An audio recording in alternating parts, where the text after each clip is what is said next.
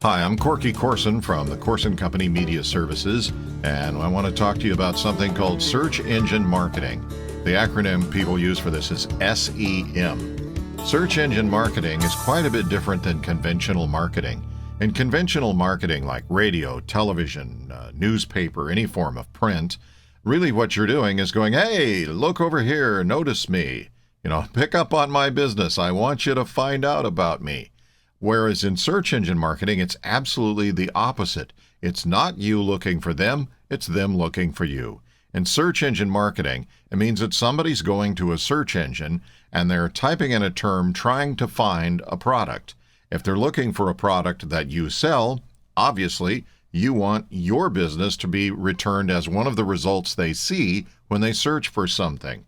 In conventional marketing, it's also different because it's about reaching the masses. And if you've ever talked to a radio or television or newspaper sales rep, they'll tell you the many thousands and thousands of people who subscribe to their programming or their publication. Whereas in search engine marketing, all you care about is reaching your own customers. Why do you need to reach all those thousands of people and pay for it, for that matter, when really all you care about are reaching the people that are going to come to your store and buy your product? Search engine marketing is, in a word, Google. Yes, Bing has market share and it's growing, but Google's still the big dog on the block, and Google is still pretty much the one that controls how search engine marketing works. There are two sides of any search engine result, and that is the left side of the page is organic search results. We call them organic because they kind of organically appear there. You don't really do anything to make that happen. You don't have any control over it to speak of. It's pretty much Google's decision as to what the person searched for as to what they show you. On the other side, you do have a little more control over this. It's called PPC search results. I'll explain that acronym in a moment. But these are little ads, actually. You pay for these. But once again, you're up against a lot of competition. Everybody wants their business to be first. So how do you know that Google or Bing or whomever is going to show your PPC ad over somebody else's? Well, they do it through something called the ad auction.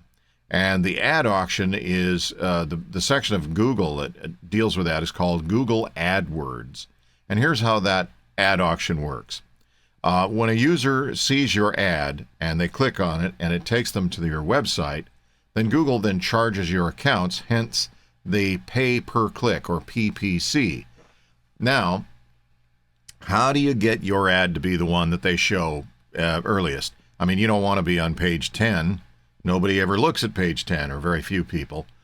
So you want to be high up there. Well, it's determined by something called quality score. And there's a lot of components comprising quality score. And it certainly isn't just the price that you bid for your ad to be run there. It's the price you bid. It is the relevance between your website and what the person searched, as judged by Google, actually. And that brings us to the other side of search engine marketing, which is called SEO, search engine optimization. This means that your website has to be optimized so that the search engines know what the heck you do, so they know who to send to your website. Well, there are two parts of this SEO thing, too. It's called on-site SEO or off-site SEO. In on-site SEO, it's basically just that the code that was used to develop your website is written in such a way that search engines know who you are and what you do, because the search engines don't have human beings that go out and look at your website to analyze whether it's a good thing to return in a search result. They have robots that do that. So if your website doesn't speak fluent robot, your website will never be shown as a search result on Google or Bing or any search engine. Off-site SEO is really more about getting buzz from other sites than it is anything else.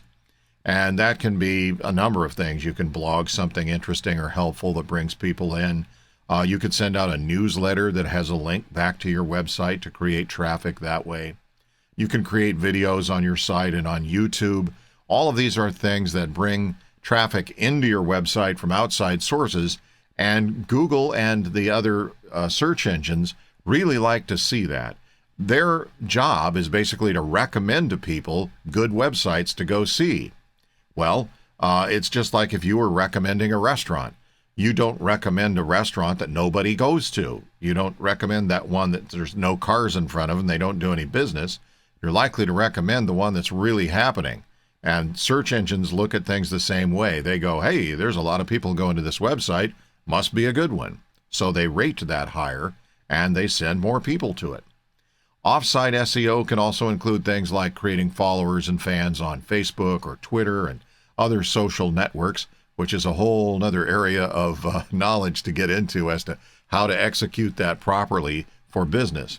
The good news is search engine marketing and search engine optimization kind of work together. If you do a good job with one of them, likely as not, you're doing a good job with the other. That is to say that those AdWords ads, which you actually pay for, the criteria that the search engine uses to determine whether you rank high or low is basically the same criteria that they use for the free stuff. So my advice is buy some AdWords ads and optimize your site to get those AdWords ads working, because you'll learn so much about how the search engines work and what keywords work well for your business and how to optimize that so that your ads start getting a lot of clicks.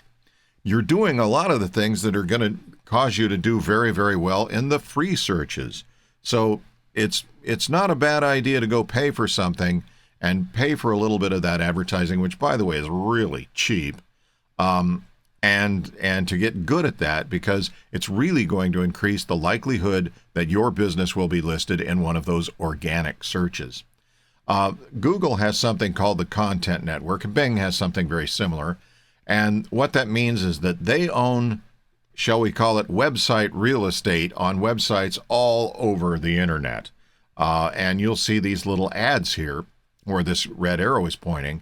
And those are the same ads that you would see on the right-hand side of a Google search, but they appear in various other websites. I don't even remember where I got this one. Here's an ad from CNN.com, and this is video. You can even run a television commercial on a website through Google. It's amazing. They own website real estate all over the place. At Corson Company, we can help you with all of these kinds of things like website design, remodel for SEO. We do Google AdWords management. We can write and execute blogs and videos and newsletters and podcasts and all that sort of thing, as well as handle your social network management. So if you're thinking about doing some of this stuff, I urge you to dive right in. If it sounds like it's something that's over your head and you'd like to have some help, feel free to contact us. It's at Corson.com. Thank you very much.